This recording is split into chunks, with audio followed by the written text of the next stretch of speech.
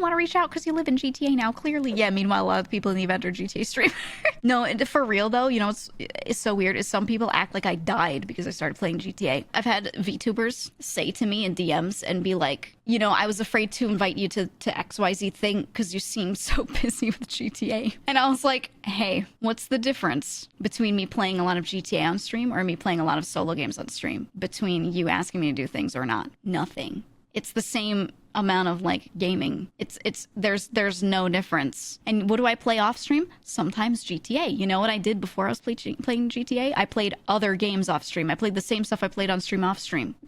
So like the effect it's had on my life is negligible, right? It's like the same shit, the same hours, you know?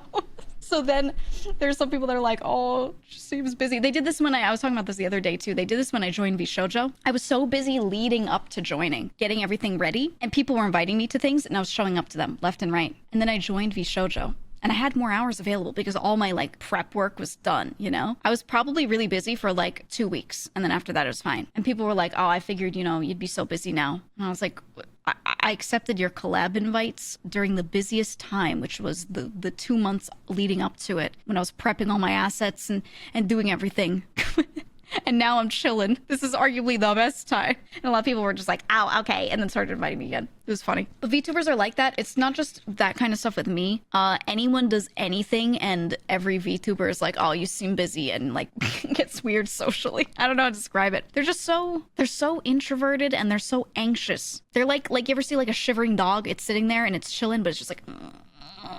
just like moving a little bit all the time. It just looks nervous. The dog with the little nervous vest on. That's most VTubers. They're just sitting there and they're just like, oh. Anything happens that's different and they're like, oh, I can't talk to anyone anymore. Oh. Anytime you start making friends that aren't in whatever bubble you were currently in, when you enter another bubble, even if you're still very involved in both, people from bubble A, the first one, will be like, ah, it's a shame they died. You know what I mean? When literally you're just like, I'm just between both. That stuff always happens, and it just comes from people being anxious, I think. They make assumptions. Their brain makes an assumption. Also, they're anxious, so they don't want to act upon anything that would have them confirm if that assumption is true or not. They're not going to confront the person and be like, what do you want to do? Do you want to play more of this game or no? You know, like, they don't want to talk about it because talking is scary. So instead, they just sit there all anxious, and they're like, I just won't talk to them, right? Yeah, brainworms, classic brainworms. And how do you handle situations where you're friends with someone, but they don't respect the time of others in the collab, show up late, or just ghost? How do you talk to them about it? Ooh, that's so rough. Yeah, there's a lot of people that are so flaky. And like, you invite them to something, or they're part of a group thing, and then the day of, they're like, oh, sorry, I can't, something came up. Which sometimes things do, sometimes it's legit, but there are some people that just do that too much. Or they do it, and then you see them do another thing later with someone else, and you're like, you know, there's something that happens that makes it seem like it's not, you know. If someone rain checks it and they come back for that time, it's usually okay. Sometimes it's a simple, like, they messed up, they double booked, and they had to pick and choose, you know. And that's even that, depending on the situation, can be okay. People fuck up, you know. But like, yeah, if they do it a lot, or they do the thing at the same time, and it's like, it's just, I don't know. I just straight up, I don't even have a talk with them. I just stop inviting them. I just, me personally, I don't always feel the need to talk to people about things. I just stop inviting. And then if they say something and are like, wait, well, you know, I miss doing this, would love to come by, I'd be like, yeah, would love to invite you, but you always do this thing, so I feel like I can't. Straight up. You know, because here's the thing. The reason why I wouldn't always say something out the gate is because a lot of the time, if you stop inviting them, a lot of the time they don't ask you about it because they never cared that much. You know what I mean? Like, if they didn't respect your time in the first place and they didn't really want to be there, then they wouldn't be doing that shit. Obviously, some people just have like horrible ADHD or things like that sometimes make it worse than that. So there are times where, depending on the person, you should just talk to them because it might actually just be something like that. You know, not always, but usually I'm just like, well, if they really wanted to be here, they would. And if they do this repeatedly, then all right, all right, I just don't need to invite them, you know? If they never say anything, like if they never later are like, oh my God, I'm sorry I slept in, like there's no explanation, it's just an automatic, I'm never inviting them to anything until they come to me and talk to me about it or say something. If they're like, hey, sorry about that. Or if they're like, oh, I'd really like to join this thing, then it gives me, like I said before, the chance to be like, yo, well, a little awkward to invite you because XYZ.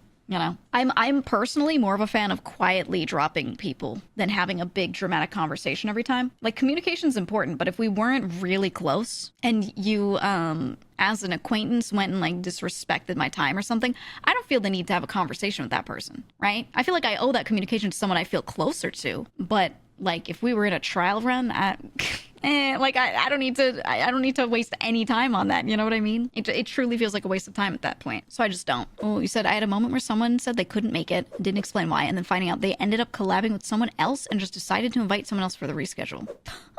Ew. Yeah, that's you're just a straight up just nuh-uh. Here's the thing, they could just say it. They could just be like, I'm so sorry, I double booked. I fucked up. I need to do this other thing, right? They don't have to tell you why. They could just be like, I need to go do that one. But if they can't even say that, then like, I understand some people might do that because they're anxious, but I don't have time for it. And we can't always give every anxious person the space they need to fuck up and then inconvenience us because of it. You know what I mean? It's one thing if they're a close friend of yours and you're giving them that slack. It's one thing if it's like the first time they're doing it. But you do not have to repeatedly have your own plans or your own things get fucked up because someone else is anxious and you want to be respectful toward them. It's just not your problem, you know? And some people be like, that's mean, but I don't care, you know? You gotta take care of yourself kind of thing. Collab politics sounds like such a hassle even for the more rational-minded folks. It's fucking annoying, yeah. I don't know, I keep it simple.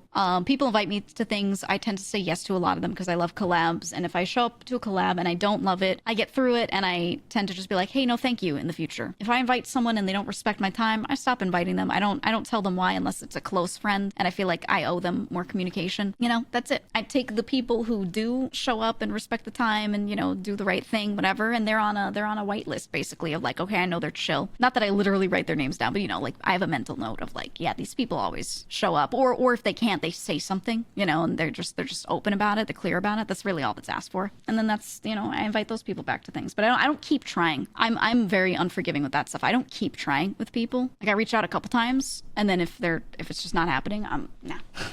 Nah. If I had two friends and I had all the time in the world, I could babysit these people and I could work with them because they're shy or anxious or whatever, you know, or they fuck up with scheduling, you know, and like I can deal with that, but not in my current situation, right? Like being realistic about it, there's so much to do and so many people you're juggling and events you're juggling and invites and whatever. And even like any streamer deals with this. Even the smallest of streamers deals with this, you know? You just don't have the time. Like, it's not realistic. You'd be better off spending a lot more time and effort on the people that are good to you and your actual friends, you know? That's